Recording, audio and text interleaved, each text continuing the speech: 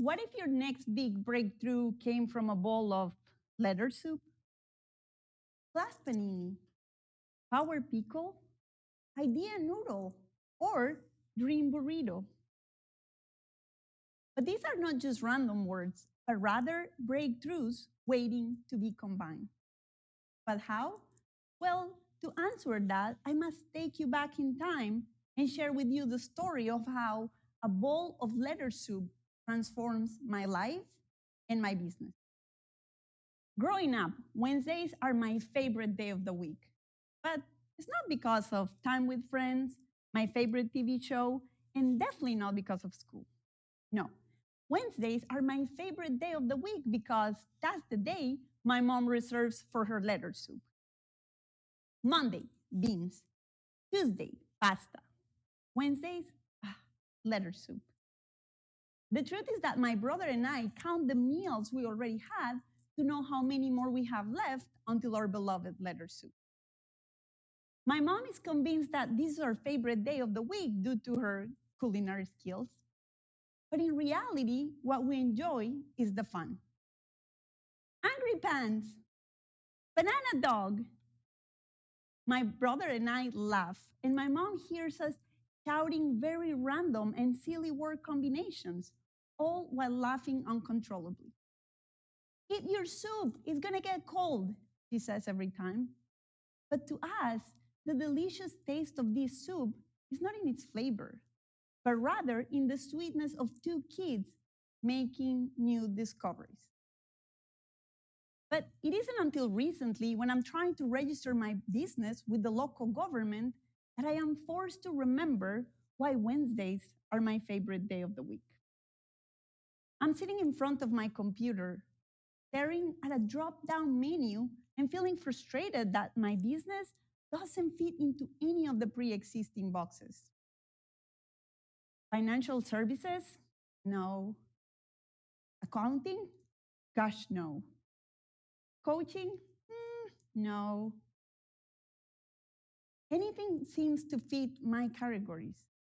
And then I remember these days of freedom, the days that I'm able to just be free and be silly and combine all these ideas. I'm not constrained by rationality. Those days when I make silly, but sometimes surprising discoveries with my letter soup. I wish I could go back to being a kid, back when creativity and imagination were at the forefront of my days. I know that if I could only use those tools, I could create wonders. But I can't do that now. Of course not. Now I am a serious, rational, and very sensitive adult. Such fun. I decide to close down my computer and postpone filling out this application until I find a real business, or at least one that I can find in this drop-down menu. However, this letter soup never leaves my mind. My mind attaches to this concept, and without my rational permission, it begins to play with it. And over the days, I realized, wait a minute, what we need as business owners is more creativity and, yes, random combinations. But why? According to the US Bureau of Labor Statistics, 1 out of every 2 businesses fail within their first 5 years. No wonder. We're competing with other businesses that are already established and successful. And we're using their same strategies and techniques and not our creativity. So here's when I decide to just make a business out of my letter soup. I drop all preconceived notions of what a business should be or even look like. Curious about creativity, I delve deeper to understand what it really is and why only few people seem to possess it. To my surprise, I discovered that creativity is so much simpler than I thought. And it really is about just borrowing concepts and ideas from other fields to make unique combinations. Same thing as I did with my letter soup. And according to the Harvard Business School, breakthrough innovations usually come from combining ideas across unrelated fields, something that they call conceptual blending. and something that I call mixing the unmixable. But I know by now you guys must be wondering, okay, but how did you create a business out of a letter soup? Well, allow me to show you that soup. This is how the soup looks like. You guys see here all these concepts just swimming together without any specific order. But what comes out of this soup for me is the idea to combine business and the senses. I use this idea as a framework to create experiences where I show business owners how mixing paradoxes and blending industries is their secret power to create uncompetitive businesses. Then I run into my next challenge. How can I advertise this new event so that people truly want to attend? My first thought is a flyer, an exclusive invitation. But then I think, they all say that. And none of us feel exclusive anymore. We just know we're being sold something. And I don't want my business to feel that way. So here again, I blend two unexpected. And to advertise this event, I decide to send a wedding card invitation. Why a wedding card? Well, I assume that most people connect a wedding to fun times, drinks, dance, an exclusive guest list, and at its worst, well, then it's just something that surprises them and catches their attention with something so unexpected. And now I have their attention. Plus, I conclude from my letter soup that what's the best way of combining two completely opposite terms or concepts? Marrying them. And you know what they say, opposites attract. Then comes the theme. I know that if I want to create something different, I must make it fun, especially since we're used to all business related to be anything but entertaining. I want it all. I want my customers to walk out with a lot of fun, but also breakthrough ideas. So here again, I make a mud out of my business. And by mud, I mean mixing unconventional thinking together. The truth is that as business owners, we're not only competing with the companies inside our same industry, but actually we're competing with every single industry out there. Our customers' money is finite, and they need to budget, categorize, and break it down into different buckets like food, housing, clothing, entertainment, and anything related to your field. And if we have to compete for their money with all these other industries, well, the probabilities of them making business with us are slimmer. So here again, I think, well, why not mix industries?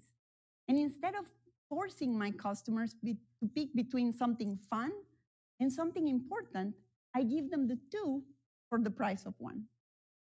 And that's what I do. I mash two industries, entertainment and real business insights. Now, to put this idea into practice, I create an experience structured as a real wedding. Now, my customers are not just being told a story, but rather they're the characters of it. They're transported to an intriguing and fun wedding between their business senses and unconventional ideas.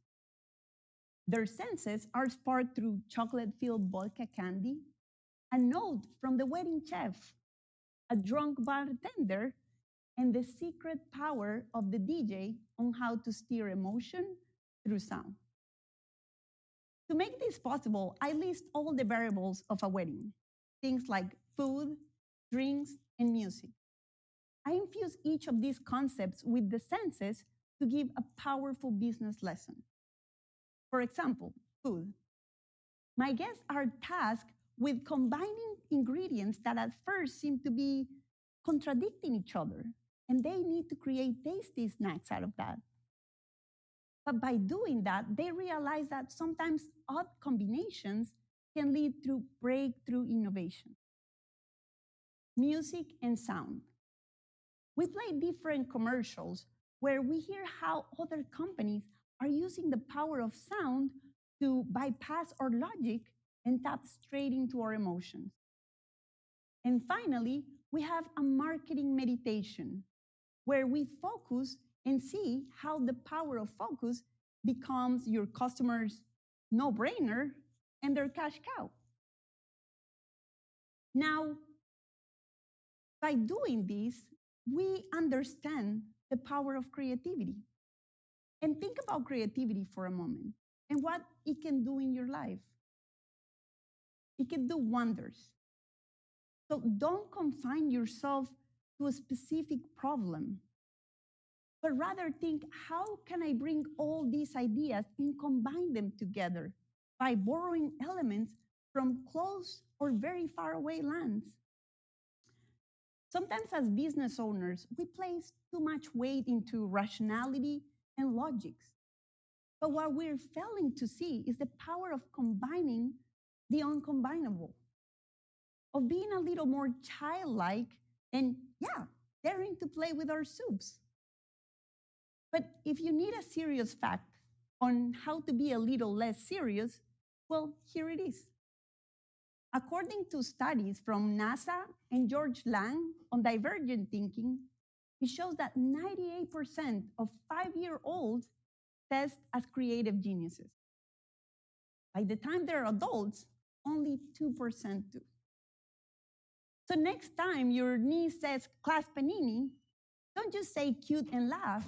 Let's see, how can this become a breakthrough? List all the variables of a panini. It's hot, delicious, and it's tasty. And maybe give a class on it by making it delicious, relating it to a cookbook. Or make your talk cheesy by removing all these cliche words and standards from that industry and bring the new words, the ones that will make your talk stick. And please, don't be afraid of sounding irrational, illogical, or being silly at times. Because the truth is that the best breakthroughs have come from what at first sound very stupid. Because who will have paid a ton of money for a small little can with a tasting weird drink? Well, that's a good question to ask the creator of Red Bull. So whether you are a young professional, a leader, a business owner, or a student, I want to invite you to do the opposite of what everybody else is doing. Don't just focus yourself on a problem or finding a problem, but rather allow yourself to just mix ideas and see what comes out of that. It could be something to maybe solve a pre existing problem, but maybe it could be your next big breakthrough. The one thing nobody saw before. Dare to lead, dare to be different. Thank you.